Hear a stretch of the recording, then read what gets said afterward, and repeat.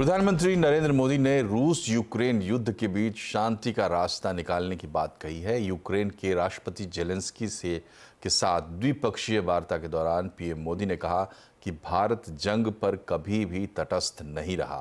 भारत हमेशा शांति के पक्ष में रहा है। उन्होंने कहा कि वो एक दोस्त के तौर पर दोनों देशों के बीच शांति के लिए भूमिका निभाने को तैयार है।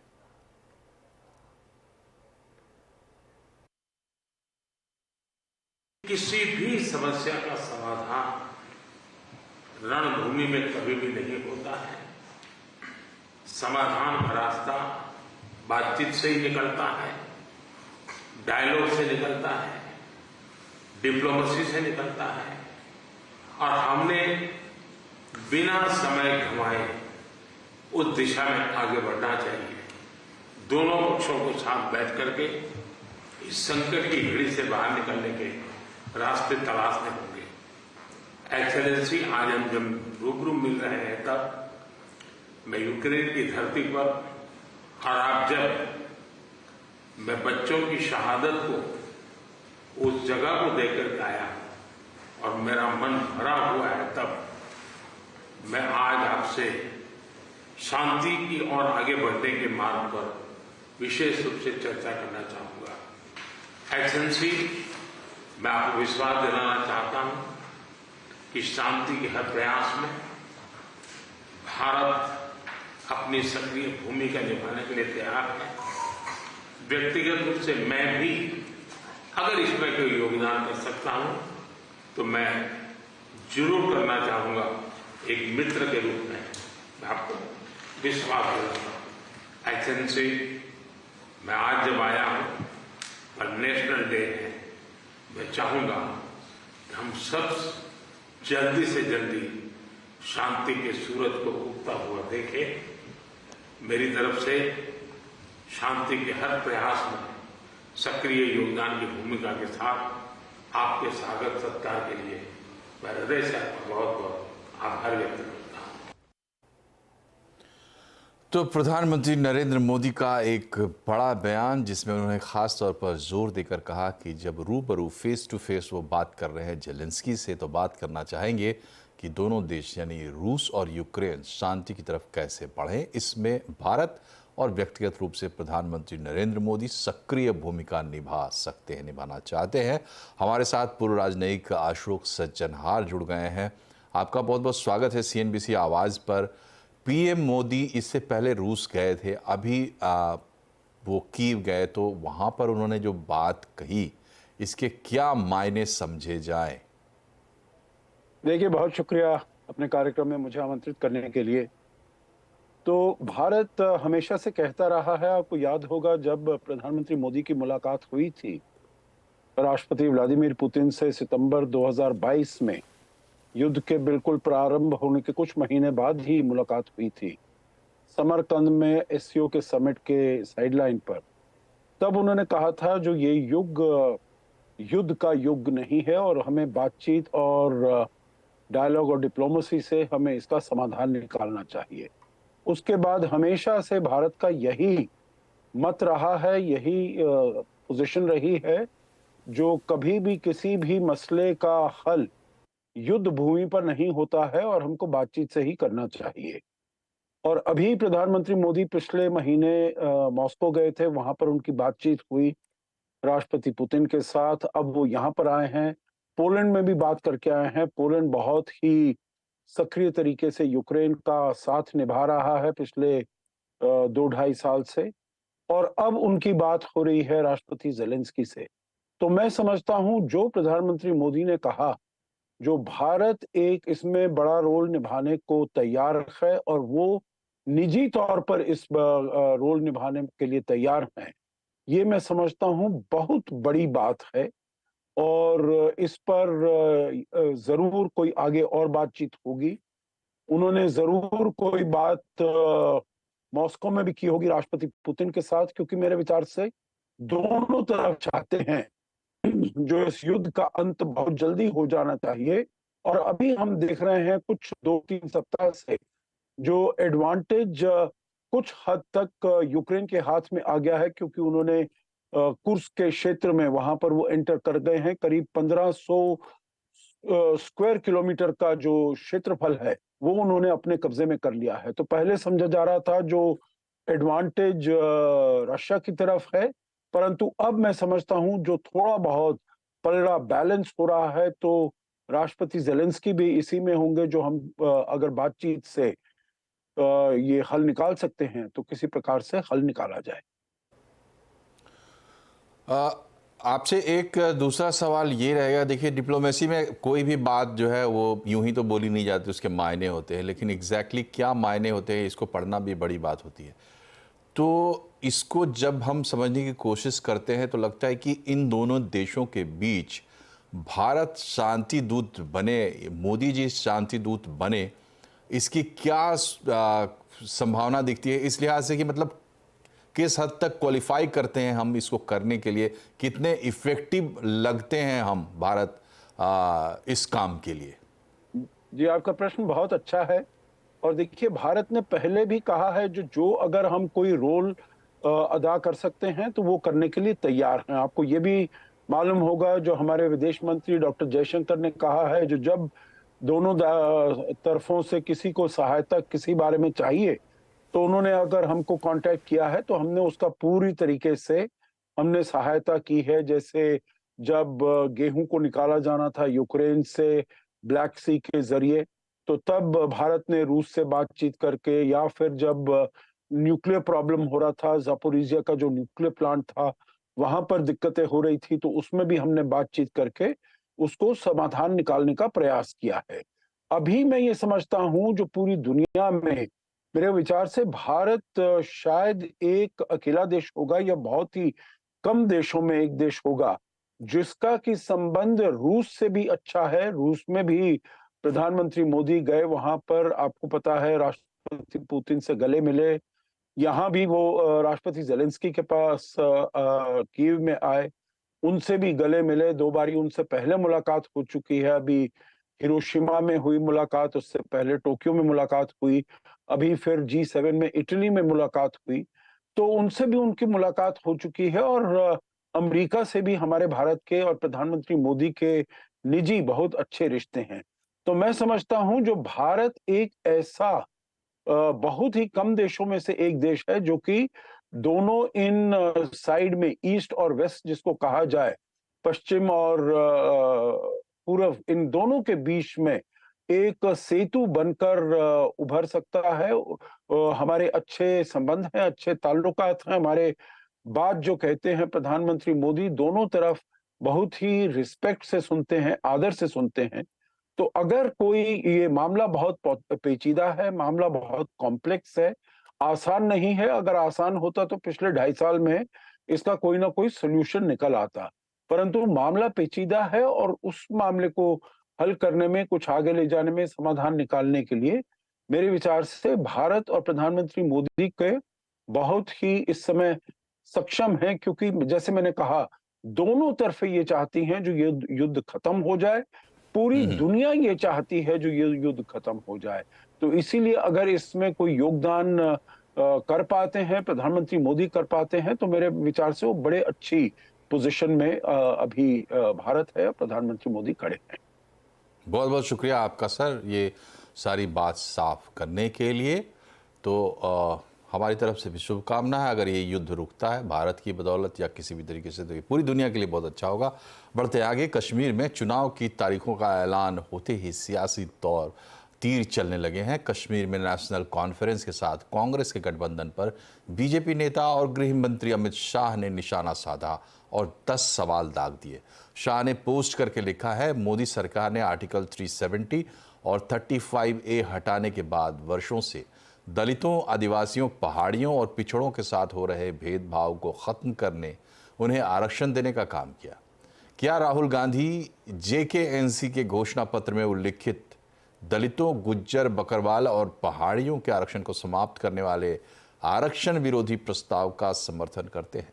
अमित शाह ने आगे लिखा कि नेशनल कॉन्फ्रेंस के साथ गठबंधन करने के बाद कांग्रेस पार्टी और राहुल गांधी को देश के सामने अपनी आरक्षण नीति को स्पष्ट करना चाहिए। अमित शाह ने पूछा है कि क्या कांग्रेस नेशनल कॉन्फ्रेंस के जम्मू कश्मीर में फिर से अलग झंडे के वादे को समर्थन करती है। अमित शाह ने पूछा है कि क्या कांग्रेस कश्मीर के युवाओं के बदले पाकिस्तान के साथ वार्ता करके फिर से अलगाववाद को बढ़ावा देने का समर्थन करती है। और अब बात करते हैं बाजार की। जैक्सन हॉल यानी फेड के आउटकम से पहले बाजार में कंसोलिडेशन का मूड रहा। सेंसेक्स निफ्टी की फ्लैट क्लोजिंग हुई। सेंसेक्स 33 पॉइंट चढ़कर 81,086 पर और निफ्टी 12 पॉइंट चढ़कर 24,823 पर बंद हुआ है। मिड कैप स्मॉल कैप शेयरों में दबाव रहा। आज के बाजार में ऑटो शेयरों में खरीदारी रही। एनर्जी फार्मा इंडेक्स में हल्की बढ़त दिखी। रियल्टी, आईटी, तेल गैस शेयरों में बिकवाली रही। मेटल, एफएमसीजी शेयरों पर दबाव देखने को मिला।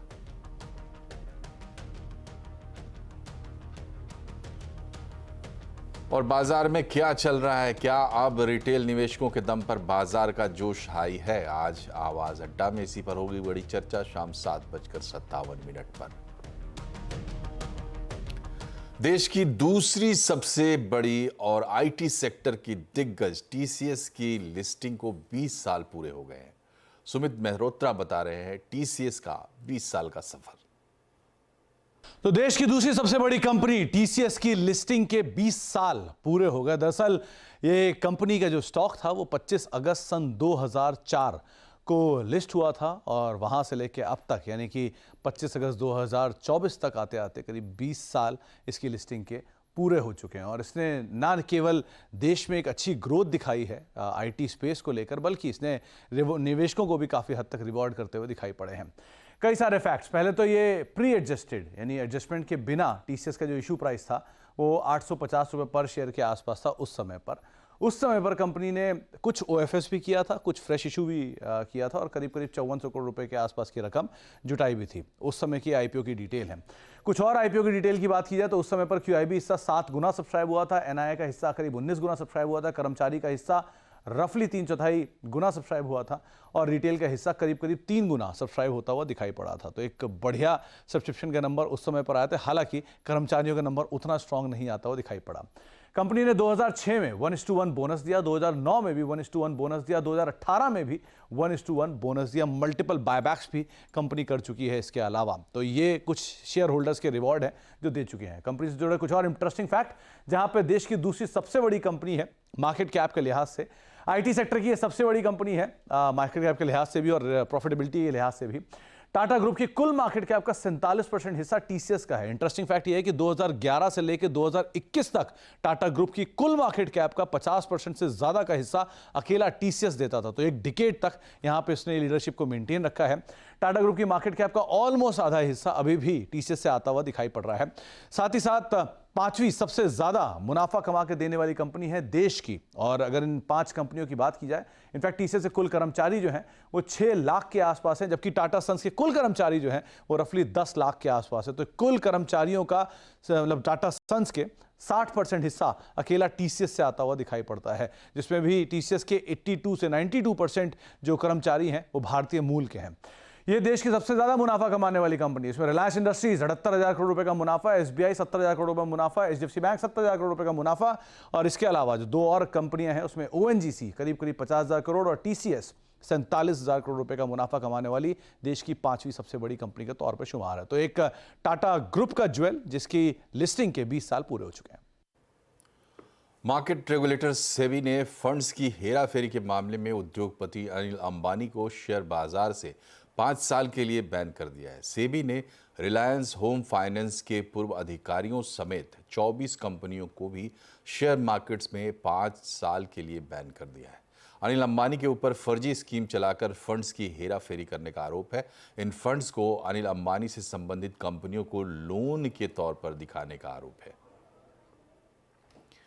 क्या आप जानते हैं कि सारेगामा को गानों से 1 साल में कितना पैसा मिलता है?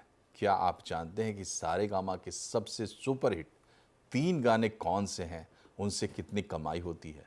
कंपनी ने ये खुद अपने इन्वेस्टर प्रेजेंटेशन में बताया है। क्या क्या बताया है कंपनी ने इस रिपोर्ट में, बता रही हैं हर्षदा सावंत। कई सारी इन्वेस्टर प्रेजेंटेशंस देखते हैं हम, और सारेगामा की कल शाम को जब इन्वेस्टर प्रेजेंटेशंस मैं पढ़ रही थी तो उसमें उन्होंने ग्रोथ का एक आउटलुक दिया कि अगले 3 सालों में किस तरह का इन्वेस्टमेंट, किस तरह का बिजनेस ग्रो होता हुआ दिखाई देगा। तो जो इन्होंने सुर छेड़ा है वो तेजी वाला छेड़ा है। लार्जली FY28 में कंपनी कह रही है कि अगले 3 सालों में सालाना करीब 25 से 26% तक की ग्रोथ वो हासिल करते हुए दिखाई देंगे, ये उम्मीद इनकी है। अगले 3 सालों का आउटलुक है। इनफैक्ट EBITDA ग्रोथ जो है वो 25-26% ग्रोथ से ज्यादा बेहतर देखने को मिलेगी एडजस्टेड EBITDA लेवल पर, यानी कि ऑपरेशनली मजबूती रहेगी, मार्जिन्स और बेहतर होते हुए दिखाई देंगे। और इस कड़ी में अगले 3 साल में, अगले साल ऑनवर्ड्स FY26 में जो प्रॉफिटेबिलिटी है ना वो एक्सेलरेट होती हुई दिखाई देगी। ये 3 चीजें कही हैं कंपनी ने। ध्यान रखिएगा, कंपनी अपने म्यूजिक बिजनेस से पैसे कमाती है और ऑफ कोर्स वीडियो बिजनेस से पैसे कमाती है। यूट्यूब, OTT, इन सब पर इनके जो गाने चलते हैं उससे काफी कमाई होती है। लेकिन जो कैटलॉग है वो करीब 1,60,000 सॉन्ग्स का है इनके पास, और उनमें से 3 गाने उन्होंने हाईलाइट किए हैं। ये मुझे बड़े इंटरेस्टिंग लगे। इसमें गोलमाल फिल्म का, और सब ये गाने जानते हैं, आने वाला पल, जाने वाला है। और आप ये देखिए पिछले 3 सालों में हर साल किस तरह की कमाई की है। 21 में गाना लगभग OTT और YouTube पर जब भी प्ले होता था तो सालाना इसने 17 लाख रुपए का रेवेन्यू कमाया। 22 में 20 लाख, 23 में 21 लाख, 24 में यानी कि पिछले वित्त वर्ष में 25 लाख तक की कमाई इस अकेले गाने से हुई है, जो गोलमाल फिल्म का गाना है, आने वाला पल, जाने वाला है। दूसरा गाना जो इनका बेहद हिट है, and it's one of my favourite songs, film Anand का। FY21 में आनंद के इस गाने ने 24 लाख कमाए, 22 में 31 लाख, 34 में 34 लाख 23 में, और 24 वाले साल में करीब 4 लाख की कमाई इस गाने की हुई है जब भी ये YouTube या OTT प्लेटफॉर्म पर और इसके डेरिवेटिव्स प्ले हुए हैं।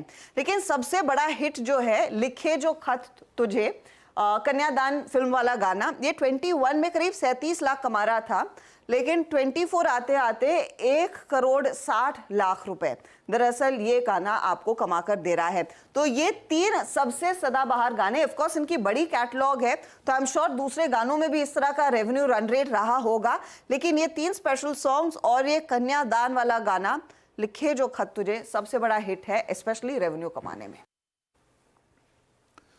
ऑनलाइन गेमिंग कंपनियों को जीएसटी के मोर्चे पर जल्दी राहत के आसार नहीं है। सूत्रों के मुताबिक 9 सितंबर को जीएसटी काउंसिल की जो बैठक होगी उसमें 28% जीएसटी दरों को लेकर समीक्षा नहीं होगी। डिटेल बता रहे हैं आलोक प्रियदर्शी।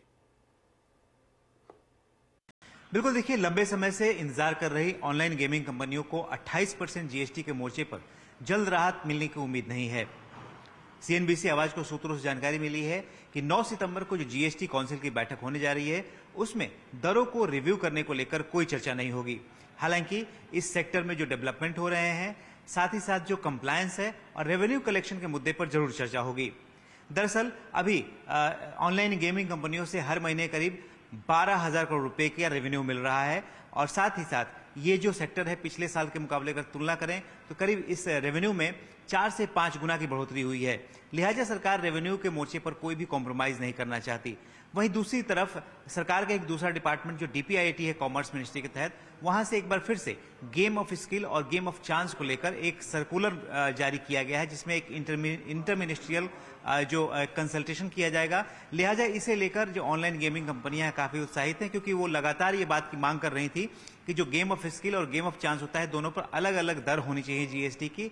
लिहाजा इसको लेकर वो एक बार फिर से मांग कर रहे हैं। लेकिन जो हमें सूत्र बता रहे हैं कि जीएसटी काउंसिल ने एक बार पहले ही इस दोनों मुद्दों पर फैसला ले चुकी है, और चाहे गेम ऑफ स्किल हो या गेम ऑफ चांस, दोनों पर 28% जीएसटी लगाने का फैसला पिछले साल 1 अक्टूबर कर दिया था। साथ ही साथ ये भी कहा था कि हर 6 महीने में दरों का रिव्यू होगा, लेकिन जो जानकारी मिल रही है कि इस बार जीएसटी काउंसिल की बैठक में दरों को लेकर कोई रिव्यू होने की संभावना नहीं है। और यहां पर अभी एक छोटा सा ब्रेक, लिंक खबरें अभी और भी हैं, बने रहिए CNBC आवाज के साथ।